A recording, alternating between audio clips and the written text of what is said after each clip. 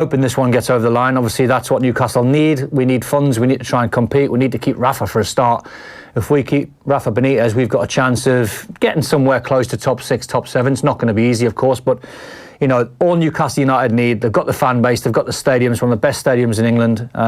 We just need a little bit of money just for Rafa to try and invest in, and then hopefully we can try and get near Europe again. And quickly, actually, on Sunderland, first thing you said when you came into the office, or into the studio here, on our right-hand side, our life-size statue, I'm going to call it. Look at him. Kevin Kilbane. Look at him. First thing you said, oh, there's my old mate Killer. There's my mate Killer at Sunderland. Me and him had a great couple of years at Sunderland together. A real good pal of mine. Still in contact today. We still work over in England together as well, and a real top man, funny guy. Anything you can tell us about him that we might not know about him? We think we know him fairly well at this stage. In what? How do you know him? What do you think? Oh, I can't say either. What do you think he's like on a night out? Good drinker, bad drinker, average? Oh, we've all seen that. Average? We've seen that. Is he average? I'd say he's good. He's good, yeah. Okay, I've seen him be average. I remember going to the grass market up in Edinburgh with Sunderland, and Peter Reid took us there for a week, and it was a bonding week, which is basically a drinking week. Plenty of bonding done. And Killer and Gavin McCann, good sparring partners, held their own, but they weren't in the top echelons of the drinkers at Sunderland. Quinny by a mile. Quinny by a mile, is this? Quinny by a mile. Oh, good stuff. I'll go back to your early Liverpool days. Would have started out at Hartlepool. Joined Liverpool in 1990. Kenny Dalglish signed you. Yes. At the time, you were what, 18, 19? 18 and a half, yeah. 18 and a half. And at the time, were Liverpool the only team in for you? Was there a few other options? I had quite a few. Bizarrely, the week before, I'd given my word to Aston Villa, who then came to Hartlepool and met me in the Players' Lounge afterwards. And that deal apparently took place, and everything was agreed. And I shook the chief executive's hand and said I'd come on Monday and sign terms. That was on the Saturday, and then my mum's house phone went on Sunday morning, and my mum picked up the phone and she went, "There's some guy called Kenny on the phone." And I've gone, "Kenny who?" And she went, Kenny. So he said Kenny Dalglish. So I thought it was Joe Allen, who's a former Newcastle player and a Hartlepool legend, but was a real prankster. I thought it was him. So when I picked up the phone and it was Kenny, I was listening for it to be Joe Allen with some sort of accent, and I give Joe a little bit of language and put the phone down. The phone rang again.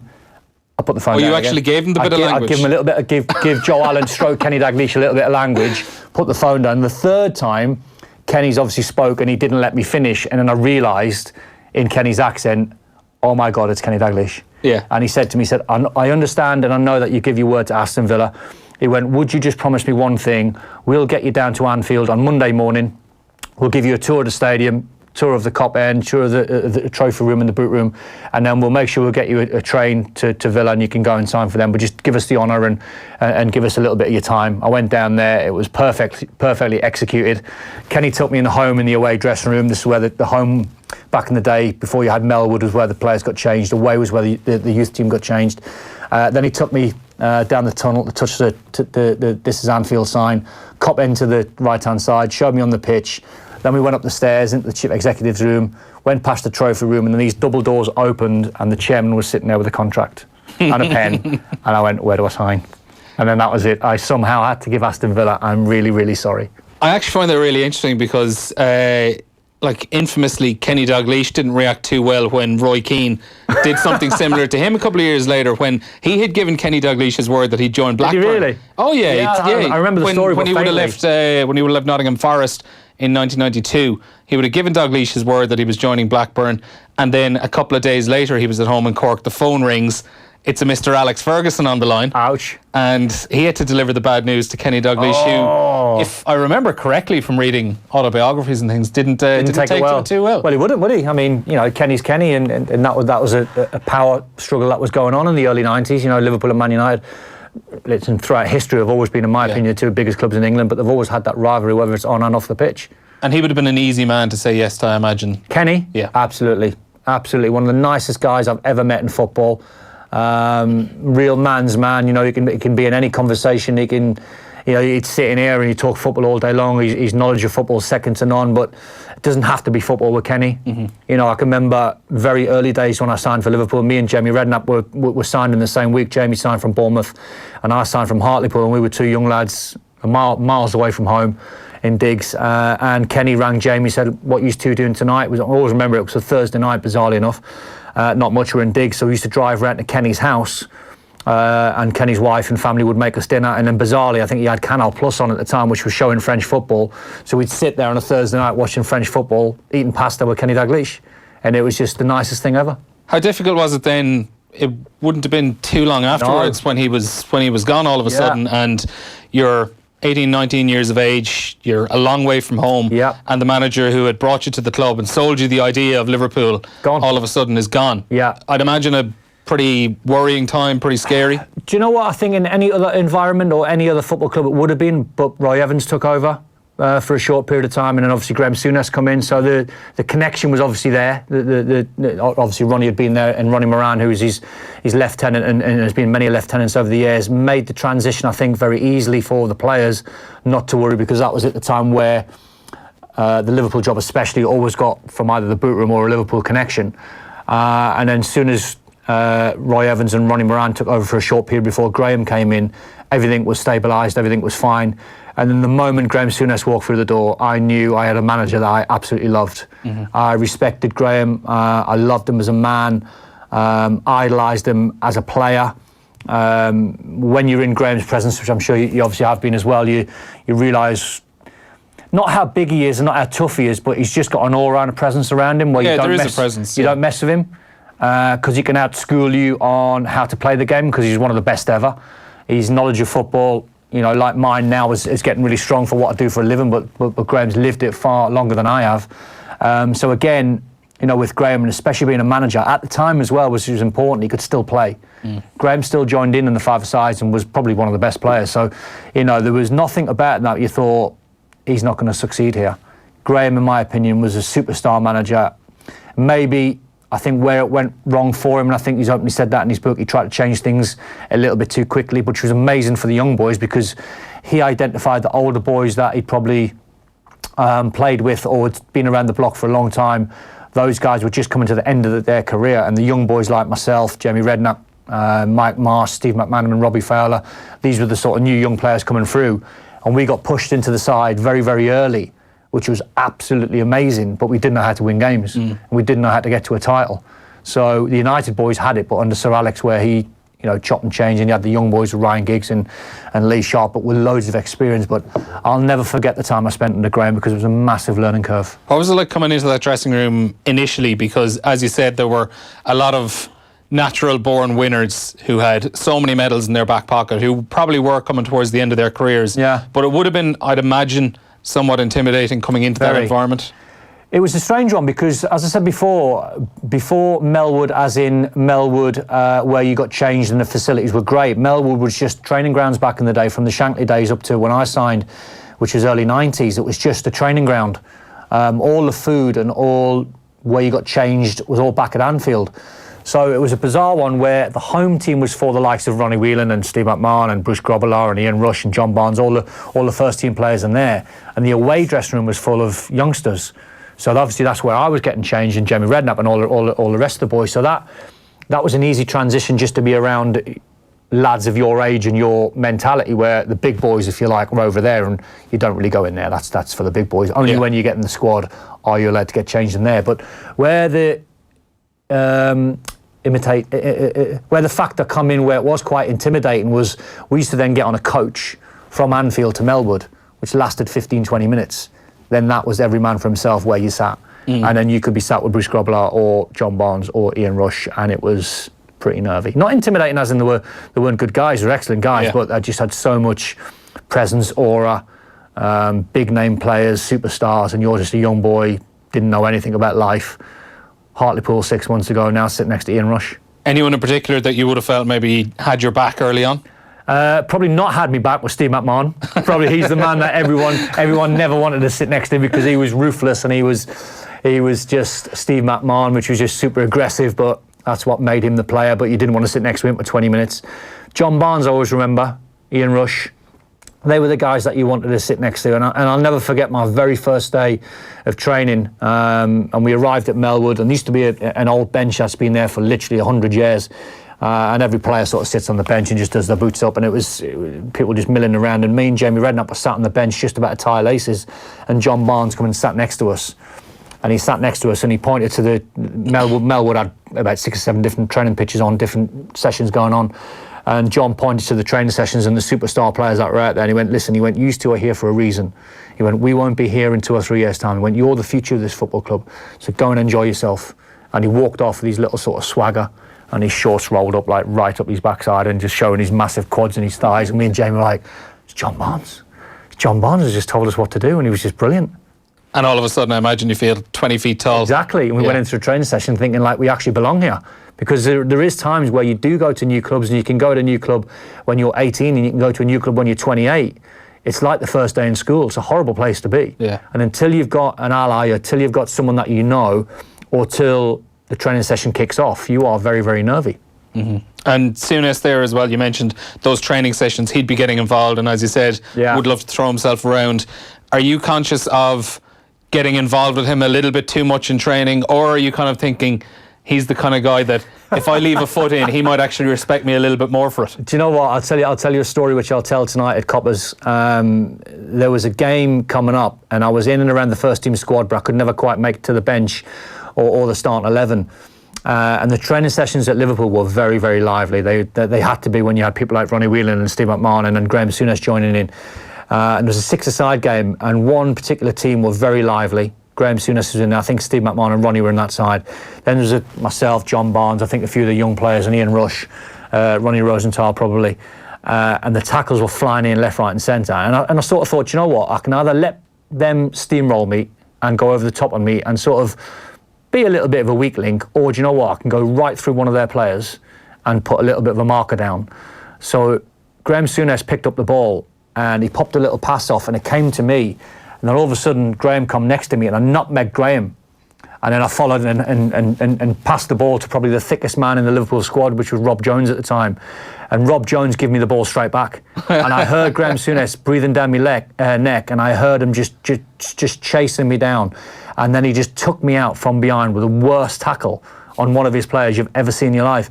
And then I don't know how it happened, but it ended up with Graham on top of me, wrestling me, and then I've spun Graham over and I'm on top of him like pretending I'm going to chin him, which I'm obviously not, and he's got me by the throat and it's all kicking off, and then all the lads were laughing, we got pulled apart, he was fuming, I was fuming, but didn't really know what to do. I think that was in and around a Tuesday. He played me on the Saturday, and he looked at me and he thought, he's got something about him. And Did you ever actually specifically address it with him afterwards, or no, did it just kind of take care of itself? It did, because that's, you know, I think certain managers like certain training sessions on how they should go. A lot of managers like tactical, they like to walk through things. And three managers, including Peter Reid and Walter Smith and Graham Souness, who loved training to be like a match day, which you had to be aggressive, you had to put your foot down, you had to put your foot in, you had to look after yourself. And I think Graham secretly, once he sort of brushed me and pushed me away, I think he had something inside of him where he thought, do you know what, he's got something about him. He's got something about him. If I put him on a match day, he's not going to wilt if he comes up against Vinnie Jones or he comes up against someone else. He's going to be okay. That season you came in, the 1990-91 season, the end of it obviously famously is the 2-0 defeat to Arsenal, the title deciding game right at the end of the season. Was there a kind of a momentum shift that summer? Did that kind of game specifically feel like, okay, we really are in a transitional period now? I think it felt that way from day one, really, because Graham came in my mind, it's week one, but it might not have been, it might be month one, but Graham sort of identified, as I said before, which players that he thought's legs were starting to go, which players had been around the block and been around the dressing room. Sometimes, you know, I've had it myself, when you're an older player, you can be a little bit stale, you can be at a club too long. And he had a really, really, you know, good crop of youngsters, and we were rivaling, you know, the class of 92, not in terms of quality and how it ended up, because they were better than us, but at the time where no one knew how good Lee Sharp or Ryan Giggs or Gary Neville were going to go. It was the same with Steve McManaman and Jamie Redknapp and Rob Jones and other players as well, Robbie Fowler. So I think Graham was desperate to get the young, exciting players in to give the fans a little bit of a lift and for them to see where the future's at. But at the same time, he was losing so much experience in the likes of Ronnie Whelan or Steve McMahon or Ian Rush and John Barnes, you know, the guys that I've mentioned, just before that, Peter Beardsley had gone and Alan Hansen had gone. So we're talking about top draw players, high-end players. So it was a case of Graham put all the youngsters in because we were very, very good. But when we came up against the Arsenals and the Man Uniteds, they were the two sides that were probably better than us. The rest, my memory's a little bit vague on how the likes of Chelsea and Man City were. But those were the teams that had all the experience and all the quality, where we were just learning a trade, learning by week to week, which was amazing. And I'll never, ever forget Graham for doing that. But over a 38-game season, we didn't know what it was like to go to a title. Yeah. And we'd not been there before. And you personally had to be quite patient initially when you came in. It was probably the 92-93 season where you really kind of broke into the team and played consistently and scored consistently as well. All of a sudden then you feel like you're part of this team, but as you say, you were an inexperienced bunch in transition. The results just kind of weren't coming for themselves. Was it a difficult time there? Like, could you pick up on the frustrations around Anfield at the time among the fans? Never amongst the fans, because the fans, in my opinion, are the best in the world, and they are very, very knowledgeable, and they know young players when they see them, and they know their side. I think where I always thought we were a little bit weak, and I think Graham tried to identify that, and that's only me being a 48-year-old, not at the time, because you're trying to look after yourself, is we were very good going forward. We had the likes of Robbie Fowler and Ian Rush. We had very good players in midfield. We had wingers like Mark Walters and Steve McManaman. We had the three in midfield which Graham went for at the time was myself, Ronnie Whelan and Jan Molby. So Jan was sitting getting on the ball. Ronnie was obviously being a good player and a great player, and I was the sort of young legs cross country runner who can go box to box. Where I thought we were a little bit light was at the back. He tried to bring signings in like David James, who was therefore to replace Bruce Grobbelaar, which was the obvious sort of route to replace an older goalkeeper. And then he brought Julian Dix, Mark Wright and Neil Ruddock in because he felt as though we were a little bit weak and he felt as though our back line wasn't as strong as midfield and front. That's why at times we could outscore anyone, but at the same time we were probably leaking goals left, right and centre. So he tried to strengthen us, and maybe looking back he tried to strengthen us in the wrong way by bringing the likes of Julian Dix and Neil Ruddock in, who were brilliant professionals and fantastic guys on and off the pitch, but maybe just weren't high-end Liverpool players as we saw over the decades before. That's no slight on them, and it just didn't seem to pan out. I remember going away at Villa in the infamous game when Ronnie Rosenthal was clean through. Oh yeah. And I think the scoreline at the time, we were winning by 2. And it was either 3-1 or 2-0 we were winning, and it was to put the game to bed. And Ronnie went round the goalkeeper, hit the crossbar. But I'll never ever forget Graham's team talk before the game, and he had sold Dean Saunders to Aston Villa, and we'd bought Torben Picnic, who was a centre half, in, and he played alongside Mark Wright. And Graham said to him, "Do not fall for Dean Saunders' trick. He's only got one trick. He's not a tricky centre forward. He's only got one trick. He'll drop his left hand shoulder, he'll shift onto his right foot, and he'll have a shot. Do not fall for that trick." Torben fell for it 3 times, and he scored a hat-trick. And it was like, man, the gaffer's told you 3 times, don't fall for the trick. And I think we lost, I think it was 4-2 in the end. And that's where, when you look at it, we're just leaking goals. Yeah. We're too weak. By the time 1994 arrives, Graham moves on, Roy Evans comes in, and you actually moved on a few months later as well. Did it just feel a bit different then under Roy Evans? No, I was a naughty boy off the pitch. It was all my my own fault, really. I was just a lad from Newcastle, trying to play professional football, but also in the back of my mind trying to live a normal lifestyle. Yeah. Where we'd go to Ayia Napa in the summer and do the silly holidays that we've all done when we're 18, 19. You were being a kid in your early 20s. Exactly. We all get out of our system. We all go mad in the summers. We've all done that as teenagers. And at a club like Liverpool, where Sir Alex got hold of Ryan Giggs and 1 or 2 players and protected them, we were a little bit left to our own devices, which is not the club's fault, it was the individual's fault. And I just tried to live a normal lifestyle, got myself in a little bit of trouble, not huge trouble, but just trouble that Liverpool really didn't need. And it was probably best for the club that I then moved on. And Jamie's dad obviously bought me at West Ham. You've regrets about the way it ended?